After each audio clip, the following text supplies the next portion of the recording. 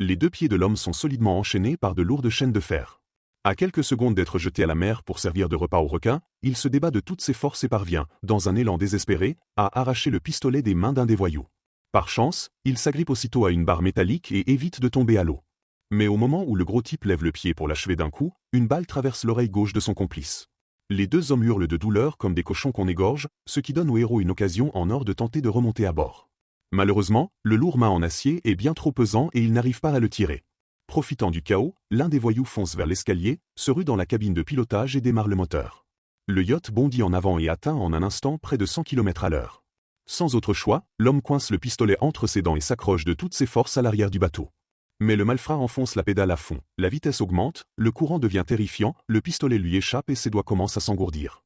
Incapable de tenir plus longtemps, il disparaît sous la surface et se fait bientôt traîner vers les profondeurs par le mât.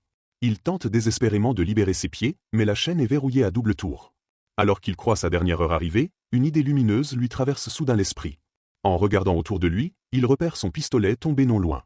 Il ramène le mât vers lui, rassemble ce qui lui reste de force et se projette vers l'arme dans une sorte de nage au saut de grenouille, à la fois maladroite et héroïque.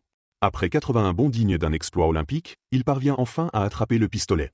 Il vise la chaîne à ses pieds, appuie sur la détente et se libère. Aussitôt, il remonte en trombe sur près d'1 kilomètre et jaillit de l'eau à la toute dernière seconde, juste avant de s'évanouir par manque d'air. Problème, il se retrouve seul, au milieu de l'océan, complètement épuisé. Heureusement, il aperçoit un peu plus loin une caisse blanche qui flotte tranquillement. Il nage jusqu'à elle avec le peu d'énergie qui lui reste et s'y agrippe. Il dérive ainsi pendant toute une journée. Et alors qu'il est sur le point de perdre tout espoir, une vedette surgit soudain derrière lui, pile au bon moment, comme dans les meilleurs films d'action.